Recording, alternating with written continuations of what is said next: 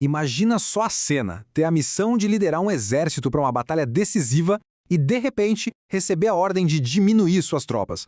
E depois, diminuir de novo. Pois é, essa é a história de Gideão. É uma daquelas lições fascinantes sobre estratégia e sobre como a força nem sempre está nos números. Vamos entender como esse plano tão improvável realmente aconteceu. Bom, tudo começa com esse número aí, 32 mil. Gideão consegue reunir o exército de Israel para lutar contra os midianitas, um povo que estava oprimindo toda a região. Ele junta essa galera toda, 32 mil homens, um exército e tanto, né? Prontinho para a guerra. Só que aí, a história dá uma virada totalmente inesperada. Gideão é avisado que esse exército, impressionante na verdade, é grande demais. A lógica por trás disso era que a vitória não podia ser vista como resultado apenas da força militar, sabe? Para que não restasse dúvida de onde ela realmente vinha. Então começa um processo de seleção bem fora do comum, com o objetivo claro de encolher o exército antes mesmo de a primeira flecha ser disparada. A primeira peneira foi super direta. Gideão simplesmente anuncia para as tropas que estavam acampadas nas montanhas de Gileade: olha, quem tiver com medo ou se sentindo inseguro tá livre para voltar para casa.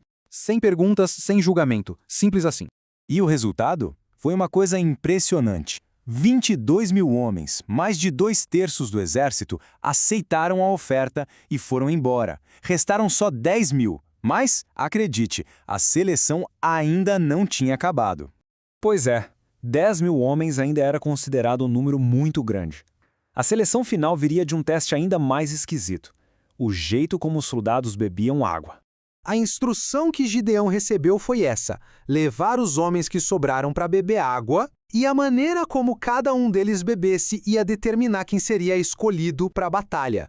Um método de seleção bem peculiar, não acha? O resultado foi drástico. A maioria esmagadora. 9.700 homens se ajoelhou para beber, sabe, baixando a cabeça, a guarda. Foram todos dispensados. Sobrou só um grupinho de 300 homens, aqueles que ficaram alertas, pegando água com a mão e levando até a boca. Esses foram os escolhidos. Então, o ponto crucial é este. De 32 mil, restaram apenas 300. Um grupo minúsculo para enfrentar um exército inimigo que era descrito como simplesmente incontável. Mas antes de ir para a luta, ainda faltava um passo. Gideão precisava de um último sinal de encorajamento. E esse sinal viria do lugar mais inesperado possível, de dentro do próprio acampamento inimigo. E só para ter uma dimensão do desafio, o acampamento inimigo se espalhava pelo vale. A descrição é que pareciam gafanhotos de tão numerosos. E os camelos deles eram tantos quanto a areia na beira do mar. As chances pareciam impossíveis. Naquela noite, Gideão recebe uma missão bem específica: se infiltrar no acampamento inimigo com seu servo. A missão não era atacar, não era nada disso, era só ouvir. O objetivo era fortalecer a confiança dele antes do confronto final. Escondido ali na escuridão, Gideão escuta um soldado contando um sonho muito estranho para o seu companheiro. Ele sonhou que um simples pão de cevada rolava pelo acampamento, batia numa tenda com força e, pronto, a tenda desabava. E então vem um momento decisivo. O companheiro do soldado interpreta o sonho na hora. Ele diz que o pão de cevada simboliza Gideão e que a vitória de Israel já estava garantida. Para Gideão, que estava ouvindo tudo escondido, essa foi a confirmação final de que ele precisava.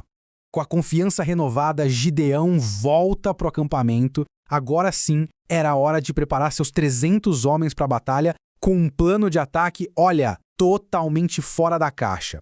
E as armas de Gideão eram tudo menos convencionais. Esquece espada, lança. Cada homem recebeu uma trompeta, um cântaro de barro vazio e uma tocha. Basicamente eram ferramentas para criar barulho e luz, e não para combate direto. O plano era puramente psicológico. Eles se dividiriam, cercariam o acampamento no meio da noite e, ao mesmo tempo, criariam uma explosão de som e luz, dando a impressão de um ataque gigantesco vindo de todas as direções. A cena está montada. 300 homens armados com potes de barro e trompetas, cercando um exército gigantesco que dorme tranquilamente. A estratégia está prestes a ser executada. Tenta imaginar a cena. No silêncio da meia-noite, um som ensurdecedor de 300 trombetas ecoa, seguido pelo barulho de 300 cântaros se quebrando. E, de repente, a escuridão é quebrada por 300 tochas em chamas, cercando completamente o acampamento.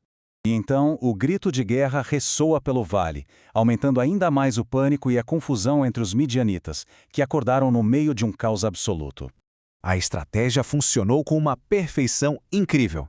Em pânico total, o exército midianita se desfez. Na confusão no escuro, eles começaram a lutar entre si. Basicamente, eles se derrotaram sozinhos enquanto tentavam escapar. Só depois que o caos estava instalado e o inimigo em plena fuga, Gideão convocou aqueles homens que tinham sido mandados para casa. Agora, com a batalha principal já vencida pela estratégia, a força numérica deles era bem-vinda para a perseguição final. A vitória foi completa, decisiva e culminou na captura de 2 líderes midianitas. Isso selou de vez o fim da ameaça e consolidou o triunfo que parecia totalmente improvável de Gideão. No fim das contas, a história dos 300 de Gideão é uma aula de guerra psicológica e de liderança não convencional. Uma vitória que não veio da força bruta, mas de uma seleção cuidadosa e de uma estratégia que transformou uma fraqueza numérica numa vantagem surpreendente. E isso deixa no ar uma pergunta fundamental. Onde é que reside a verdadeira força?